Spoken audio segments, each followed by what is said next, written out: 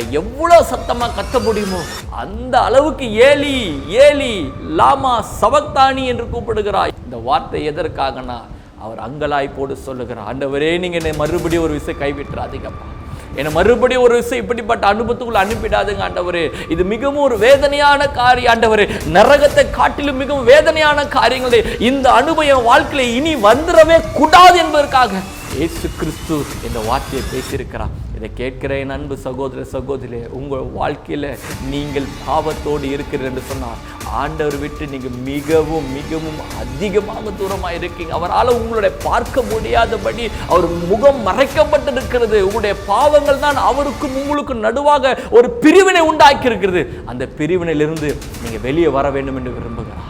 அந்த பிரிவினையிலிருந்து நீங்கள் வெளியே வர வேண்டும். உங்களுக்கும் நடுவாக ஒரு அந்தகாரத்தின் இருள் இருக்கிறது, ஒரு பாவம் இருக்கிறது. அந்த பாவத்தை விட்டு வெளியே வரணும். இயேசுவின் ரத்தம் தான் உங்களை விடுதலையாக்க முடியும். இயேசுவினுடைய ரத்தம் தான் விடுதலையாக்க முடியும். இந்த வார்த்தையை நீங்கள் புரிந்து கொண்டு ஆண்டவருக்காக வைராக்கியம் நின்று ஆண்டவருக்காக எதை வேணாலும் இழப்ப ஆண்டவரை இழக்க மாட்டேன் என்று நீங்கள் வைராக்கியத்தோடு நிற்பீர்கள் என்று சொன்னால் நிச்சயமாக இந்த வார்த்தையின் மூலமாக ஆண்டவர் பெரிய காரியங்களை செய்வார்.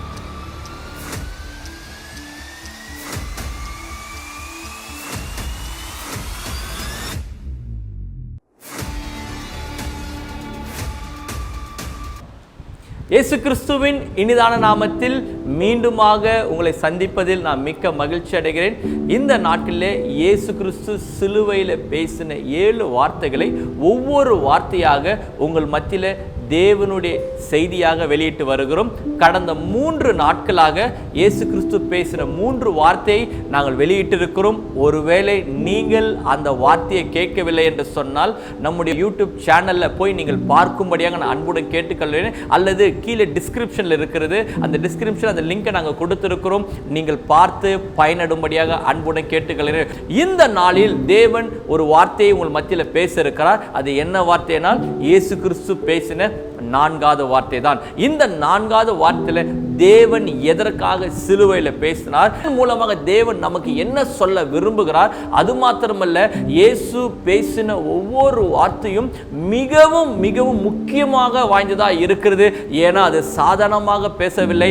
அவர் சிலுவையில் மரணத்தின் வேதனையின் மத்தியில் அவர் பேசின அந்த வார்த்தைகள் தான் நாம் தியானித்துக் கொண்டு வருகிறோம். இந்த நாளிலும் அந்த வார்த்தையை நான் கேட்க இருக்கிறோம். வேதத்தை வைத்துக் கொண்டு இருப்பீர்கள் என்று சொன்னால் என்னோடு கூட சேர்ந்து நீங்கள் திருப்பிக் கொள்ளும்படியாக அன்போடு கேட்டுக்கிறேன். முதலாவது, இயேசு கிறிஸ்து பேசின இந்த 4வது வார்த்தை மாத்திரம் வேதத்தில் 2 இடத்துல பதிவு செய்யப்பட்டிருக்கிறது. அதை தான் உங்களுக்கு மத்தியில் நான் முதல்ல சொல்ல விரும்புகிறேன். ஏன்னா மத்தேயுவிலும் சொல்லப்பட்டிருக்கிறது, மார்க்கிலும் சொல்லப்பட்டிருக்கிறது. ஆனால் இயேசு பேசின ஒரு சில வார்த்தைகள் அது யோவான்ல மாத்திரமோ லூக்கால மாத்திரம் தான் சொல்லப்பட்டிருக்கோம். ஆனால் இந்த 4வது வார்த்தை மாத்திரமே 2 இடத்துல சொல்லப்பட்டது.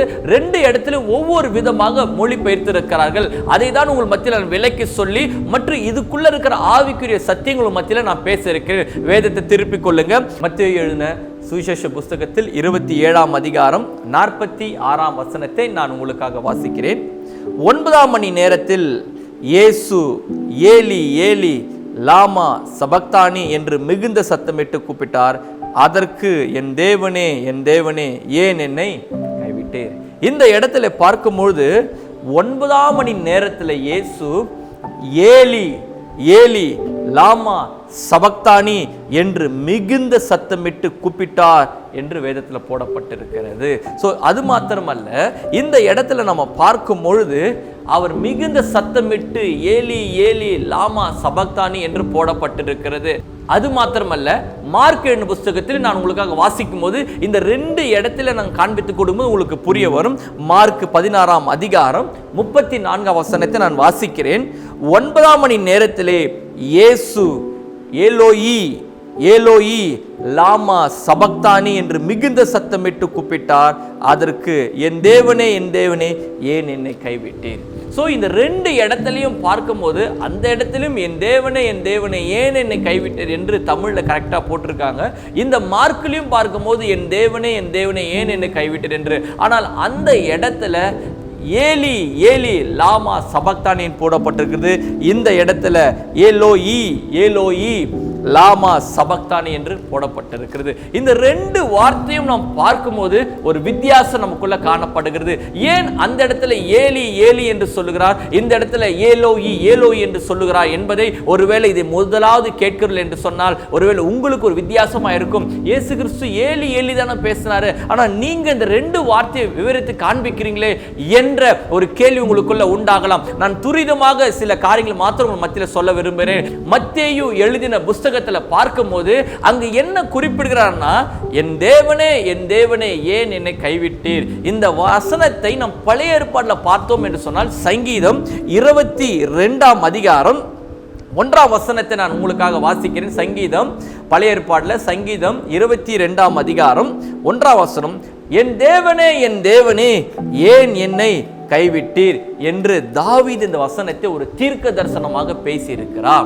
முக்கியமாக இந்த வசனத்தை தான் இவரும் கோடிட்டு காட்டுகிறார். மத்தேயுல காண்பிக்கும் போது என்ன செய்கிறார், கோடிட்டு காட்டுறார். இந்த இடத்துல தாவீதுக்காரன் சொல்லியிருக்கிறாங்க, சங்கீதத்தில் இந்த வசனம் போடப்பட்டிருக்கிறது, அதே வசனத்தை தான் இயேசு கிறிஸ்து பேசி இருக்கிறார் என்று சொல்லி அந்த இடத்துல காண்பித்த நிமித்தமாக அதில் ஏலி ஏலி லாமா சபக்தானி என்று மொழிபெயர்த்திருக்கிறார்கள். இது ஒரு அரமிக் மொழியில பேசி இருக்கிறாங்க. நல்லா புரிந்து கொள்ளுங்க, எல்லா வசனமும் தமிழ்ல மொழி பெயர்த்திருக்கிறாங்க. ஆனா இந்த இடத்துல மாத்திரமே அவர் என்ன செய்திருக்கிறார், அப்படி எபிரேய மொழியில் என்ன பண்ணியிருக்கிறாங்க, அந்த வாசகத்தை அப்படியே போட்டு இருக்கிறாங்க. ஏன் அந்த வாசகத்தை அப்படியே போட வேண்டும்? அது மாத்திரமல்ல, மார்க்ல என்ன சொல்லப்பட்டு வருகிறது என்று சொன்னால் ஏலோயி ஏலோயி லாமா சபக்தானி. பெரிய வித்தியாசம் இல்லை, ஆனா ரெண்டுத்துக்குமே பார்க்கும்போது கண்டிப்பா அதுல ஒரு வித்தியாசம் இருக்கிறது. ஆனா இன்னைக்கு நான் உங்க மத்தியில் பிரசங்கிக்க போகிறது இந்த மார்க்ல இருந்துதான் பிரசங்கிக்க போகிறேன். ஏன் அவர் ஏலோயி என்று சொன்னார், ஏன் 2 தடவை ஏலோயி என்று சொன்னார் என்பதை உங்கள் மத்தியில் நான் விவரித்து காண்பிருக்கிறேன். நீங்கள் முழுவதுமாக இந்த தேவனுடைய வார்த்தையை பாருங்கள். முதலாவது இந்த இடத்துல வசனத்தை பார்க்கும்போது வசனத்தில் போடப்பட்டிருக்கிறது. மார்க் 16ஆம் அதிகாரம் 33ஆம் வசனத்தை நான் வாசிக்கிறேன். 6ஆம் மணி நேரம் முதல் 9ஆம் மணி நேரம் வரைக்கும் பூமி எங்கும் அந்தகாரம் உண்டாயிற்று. 6ஆம் மணி நேரம் முதல் 9ஆம் மணி நேரம் வரை பூமி முழுவதும் ஒரு அந்தகாரம் உண்டாயிற்று என்று போடப்பட்டிருக்கிறது. எப்பொழுதுமே நம்ம வேதத்தின் அடிப்படையில் பார்க்கும்போது அந்தகாரம் என்றாலே அது ஒரு இருளாக காணப்படும், பாவம் என்று நம்ம கருதி கொள்ளலாம். அல்லது எங்கெல்லாம் இருள் இருக்கிறதோ அங்கெல்லாம் அந்தகாரத்தின் வல்லமை காணப்பட்டு கொண்டு இருக்கிறோம்.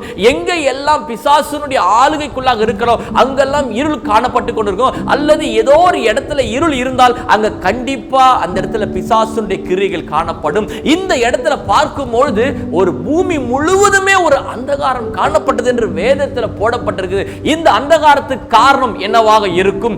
ஏன் 6ஆம் மணி நேரம் முதல் 9ஆம் மணி நேரம் வரை அந்தகாரம் காணப்பட வேண்டும் என்று ஒரு கேள்வி உங்களுக்குள்ள காணப்பட்டால் ஒரே ஒரு காரியம் தான் வசனத்தை நமக்கு ஞாபகம் வருகிறது. என்ன காரணம் என்றால் வசனத்தை வாசிங்க.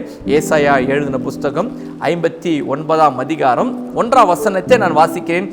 இதோ ரட்சிக்க கூடாதபடிக்கு கர்த்தருடைய கை குறுகும் இல்லை, கேட்க கூடாதபடிக்கு அவருடைய செவி மந்தமாகவும் இல்லை. உங்கள் அக்கிரமங்களே உங்களுக்கும் உங்கள் தேவனுக்கும் நடுவாக பிரிவினை உண்டாக்குறது, உங்கள் பாவங்களே அவர் உங்களுக்கு செவி கொடாதபடிக்கு அவருடைய முகத்தை உங்களுக்கு மறைக்கிறது. இந்த வாசனத்திலிருந்து நம்ம பார்க்கும் பொழுது இயேசு கிறிஸ்து சிலுவையில் தொங்கிக் கொண்டு இருக்கிறார். எப்போதுமே இயேசு கிறிஸ்து பிதாவை நோக்கி பேசுகிற ஒரு தேவனாக காணப்படுகிறார். முதலாவது வார்த்தையா இருந்தாலும் சரி, 2வது வார்த்தையா இருந்தாலும் சரி, 3வது வார்த்தையா இருந்தாலும் எல்லா வார்த்தைகளும் அவர் பிதாவோட கனெக்ட் ஆகி பேசுகிற ஒரு தேவனாய் இருந்தார். பூமியிலும் சில காரியங்களை பார்த்து அவர் பரலோகத்தில் பேசினார், அல்லது பரலோகத்துக்காக சில காரியங்களை பேசினார். ஆனா இந்த வார்த்தை மாத்திரம் இயேசு கிறிஸ்துவால பேச முடியாதபடி கிட்டத்தட்ட 6ஆம் மணி நேரம் முதல் 9வது நேரம் வரை அவர் எந்த ஒரு வார்த்தையும் பேசாமல் என்று இருந்தார் என்று வேதத்தில் போடப்பட்டிருக்கிறது. இவ்வளவு நேரம் என்ன ஆனது? இவ்வளவு நேரம் கழித்து தான் இயேசு ஏன் இந்த வார்த்தையை பேச வேண்டும் என்று உங்களுக்குள்ளே இந்த கேள்வியோடு இருப்பீர்கள் என்று சொன்னால் நான் உங்களுக்கு சொல்லுகிறேன், இந்த நடுவாக நடந்த காரியங்கள் தான் இயேசு கிறிஸ்துவுக்கும் பிதாவுக்கும் உள்ள உறவு ஒரு துண்டிக்கப்பட்ட ஒரு அனுபவம் காணப்பட்டது. மறைக்கப்பட்டது, துண்டிக்கப்பட்டது என்று சொன்னால் மறைக்கப்பட்டிருக்கலாம், அல்லது இயேசுவுக்கும் பிதாவுக்கும் இருந்த உறவு அது தொடர்பு இல்லாமல் இருந்திருக்கலாம், அல்லது பிதாவுடைய முகம் மறைக்கப்பட்டிருக்கலாம் என வேதத்தில் போடப்பட்டிருக்குது. அவர் சிறு வயதில் இருந்தே அவர் பிதாவோடு பேசினார். அது மாத்திரமல்ல, இன்னும் வேதத்தை ஆழமா தியானித்து என்று சொன்னால் அவர் அருகிலே அவர் செல்ல பிள்ளையாய் இருந்தார் என்று போடப்பட்டிருக்கிறது. ஆதியாகமம் 1ஆம் அதிகாரத்திலிருந்து நம்ம பார்த்தோம் என்று சொன்னால் இயேசு கிறிஸ்துவும் அந்த திருத்துவத்தில் ஒரு கடவுளாக காணப்படுகிறார். 3 பேராக தான் இருந்து உலகத்தை உண்டாக்கினார்கள். உலகம் இருளிலே இருக்கும் பொழுது இயேசு கிறிஸ்துவும் கூட இருந்தார். அது மாத்திரமல்ல, இவர்கள் எல்லாரும் இணைந்துதான் பூமியை படைத்தார்கள், மனிதனை படைத்தார்கள். இந்த உலகம் முழுவதும் சிருஷ்டிக்கப்படுவதற்கு இந்த 3 நபர்களும் ட்ரினிட்டி கார்டு தான் காரணம் என்று வேதம் சொல்லுகிறது. ஆனால் இந்த இடத்துல இந்த ட்ரினிட்டி கார்டு ஒரு மனிதனாக இந்த பூமியில வந்து இப்போ இந்த இடத்துல இருந்தாலும் அவர்கள் மூவரும் ஒன்றாக தான் இருக்கிறார்கள். ஆனா இந்த பாவம் தான் தேவனுக்கும் இயேசுவுக்கும் நடுவாக ஒரு பிரிவினை உண்டாக்குறது. இந்த பிரிவினை தான் இன்னைக்கு மனிதர்களுக்கும் கடவுளுக்கும் உள்ள ஒரு உறவை துண்டிக்கப்பட்டதாய் இருக்கிறது. இதை கேட்டுக்கொண்டிருக்கிற நண்பு சகோதர சகோதரி, உங்களுடைய வாழ்க்கையில நீங்கள் இன்னும் பாவத்திலே வாழ்ந்து கொண்டு இருப்பீர்கள் என்று சொன்னால், இன்னும் கிறிஸ்தவத்தில் இருந்து கொண்டு துணிகரமாக அசுத்த பாவங்களை செய்து கொண்டு இன்னும் ஆலயத்துக்கு போயிட்டு தேவனை ஆராதித்துட்டு மறுபடியும் பாவத்தோடு இருப்பீர்கள் என்று சொன்னால், உங்களுடைய பாவத்துக்காக தான் இயேசு கிறிஸ்து கல்வாரி சிலுவையில அவர் தொங்கினார். அதற்காக தான் இந்த வார்த்தையை கூட அவர் பேசியிருக்கிறார். எதற்காக இந்த 4ஆம் வார்த்தை பேசினார்னா, எனக்கும் பிதாவுக்கும் நடுவில் இருந்த உறவு துண்டிக்கப்பட்டதாக இருக்கிறது. அந்த அளவுக்கு ஒரு மிகவும் கொடுமையான ஒரு காரியமாக காணப்படுகிறது. இது என் வாழ்க்கையில் வந்திருக்கவே கூடாது, இப்படிப்பட்ட ஒரு அனுபவம் என் வாழ்க்கையில் வந்திருக்கவே கூடாது என்று இயேசு துடிக்கிறார். அவர் வேதனைப்படுகிறார். அதான் சொல்ற லாமா சபக்தான் என்றார். ஏன், ஒய், எதற்காக ஆண்டவர் இந்த காரியம் வாழ்க்கையில் வந்தது? ஏதோ பாவம் நினைத்த, ஏன்னா அவர் பாவத்தை பாராத சுத்த கண்ணர். அவர் வேதம் சொல்லுகிறார், அவர் ஒளியில் இருக்கிறது போல நாமும் ஒளியில நடக்க வேண்டும் சொல்லுகிறார். அவர் எவ்வளவு வேணும் இருளில் என்று வேதம் சொல்லுகிறது. அவருக்குள்ளே இருளே என்று தெரியாத ஒரு கடவுள், இருள் என்றால் எப்படினே தெரியாது. அப்படிப்பட்ட ஒரு மனிதனை இன்னைக்கு பாவம் முழுவதுமாக சூழ்ந்திருக்கனா, முழு உலகத்தோடு பாவம் சூழ்ந்திருக்கனா, அது எவ்வளோ பெரிய வேதனையான காரியம் இல்லை? ஏற்கனவே சிலுவையில் தொங்குறது ஒரு பெரிய வேதனை தான். அந்த சிலுவையில் தொங்கி பேசிக்கொண்டிருக்கிற வார்த்தைகளும் மிகவும் ஒரு வேதனை தான். ஆனால் இந்த வேதனைகளாம் காட்டிலும் இயேசு கிறிஸ்து உங்களுடைய பாவத்துக்காக அவர் சிலுவையில் தொங்கிக் கொண்டிருக்கும் பொழுது அந்த சிலுவையில் பிதாவுடைய முகம் மறைக்கப்படுகிறதுனால அது மிகவும் துடித்து போகிறார். அந்த வெளிப்பாடு தான் மிகுந்த சத்தமாய் கூப்பிடுறார். அது அவரால் இந்த பூமியில் எவ்வளோ சத்தமாக கத்த முடியுமோ அந்த அளவுக்கு ஏலி ஏலி லாமா சபக்தானி என்று கூப்பிடுகிறார். ஏலோயி ஏலோயி லாமா சபக்தானி என்று கூப்பிடுகிறார். இந்த வார்த்தை எதற்காகனா, அவர் அங்கலாய்ப்போடு சொல்லுகிறார், ஆண்டவரே, நீங்க என்னை மறுபடியும் ஒரு விஷயம் கைவிட்டுறாதீங்கப்பா, என்னை மறுபடியும் ஒரு விஷயம் இப்படிப்பட்ட அனுபவத்துக்குள்ள அனுப்பிடாதுங்க ஆண்டவரே. இது மிகவும் ஒரு வேதனையான காரியம் ஆண்டவரே.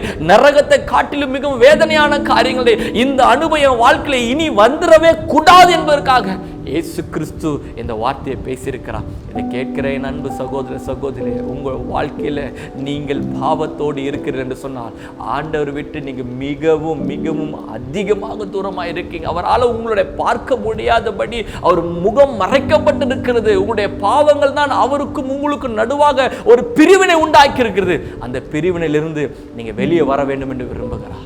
அந்த பிரிவினையிலிருந்து நீங்கள் வெளியே வர வேண்டும். உங்களுக்கும் நடுவாக ஒரு அந்தகாரத்தின் இருள் இருக்கிறது, ஒரு பாவம் இருக்கிறது. அந்த பாவத்தை விட்டு வெளியே வரணும். இயேசுவின் ரத்தம் தான் உங்களை விடுதலை ஆக்க முடியும். இயேசுவினுடைய ரத்தம் தான் விடுதலை ஆக்க முடியும். அதுதான் மிகவும் ஒரு வேதனையான காரியம்தான். அந்த வேதனையை தான் இந்த இடத்துல போடப்பட்டிருக்கிற அன்பு சகோதர சகோதரியே, நீங்களும் உங்கள் வாழ்க்கையில் ஏதோ நான்வெஜ் சாப்பிடாமல் இருப்பதோ, ஏதோ குட் ஃப்ரைடே அன்னைக்கு அழைத்து போவதல்ல.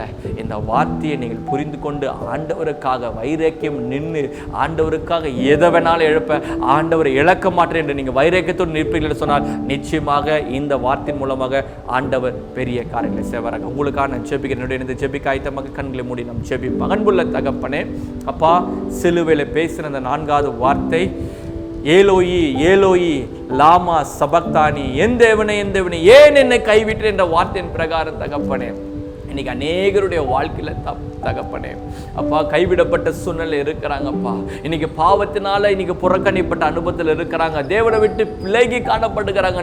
அவர்களுக்காக நீ பரிதபிக்கிற. எப்படி சிலுவையில பிதாவின் முகம் மறைக்கப்பட்ட பொழுது அந்த வேதனையான காரியத்தை நீ வார்த்தையாக வெளிப்படுத்தினது போல தகப்பனே, இன்னைக்கு அநேக பேருடைய வாழ்க்கையில அவங்க வேதனையில போய்கொண்டு இருக்கிறாங்க. ஆனா அந்த வேதனை உணராதபடி பாவத்தில் வாழ்ந்து கொண்டிருக்கிற ஒவ்வொரு மனிதனுக்காக நான் ஜெபிக்கிறேன் இயேசுவின் நாமத்தில். அவங்க வாழ்க்கையில் இருக்கிற வேதனையை எடுத்து போடுங்க. அவங்க வாழ்க்கையில் இருக்கிற துன்பங்களை எடுத்து போடுங்க. துயரங்களை எடுத்து போடும்படியே நாங்கள் ஜெபிக்கிறோம் ஆண்டவரே. உமக்கும் ஆண்டவருக்கு நடுவாக இருந்த பிரிவினை கர்த்தர் உடைத்து ஒரு அப்பா இணைப்பண்ணி கட்டளையிட போற கிருபைக்காக நன்றி ஆண்டவரே. இந்த 4வது வார்த்தை மூலமாக ஒவ்வொரு தனிப்பட்ட வாழ்க்கையில் ஒரு பெரிய மாற்றத்தை கர்த்தர் நீ உண்டாக்க போற கிருபைக்காக நன்றி ஆண்டவரே. மனதார வாழ்த்தி ஆசீர்வதித்து நாங்கள் ஜெபிக்கிறோம். இயேசுவின் மூலம் கேட்கிறோம் எங்கள் ஜீவனுள்ள தகப்பனே. ஆமென் ஆமென் ஆமென். அன்பு தேவ ஜனங்களே, நிச்சயமாகவே இந்த 4வது வார்த்தை உங்களுக்கு மிகவும் ஆசீர்வாதமாக இருக்குன்னு நான் விசுவாசிக்கிறேன்.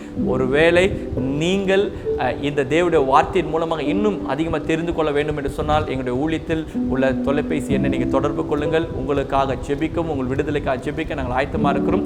இன்னும் மீதமுள்ள வார்த்தைகளை உங்கள் மத்தியில் நான் பேச இருக்கிறேன். நாளை தினத்தில் வெளியிடுற சேவை செய்தியை பாருங்கள் மற்றும் தொடர்ந்து நீங்கள் பார்க்கும்படியாக கேட்டுக்கொள்கிறேன். உங்கள் ஆவிக்குரிய வாழ்க்கையில் ஒரு பெரிய மாற்றத்தை இந்த 7 வார்த்தைகள் உண்டாக்கும் என கர்த்தருக்குள்ள விசுவாசிக்கிறேன். மற்றும் எனக்காகவும் ஊழியத்துக்காக ஜெபித்துக் கொள்ளுங்கள். கர்த்தர் பெரிய காரியங்களை செய்வாராக.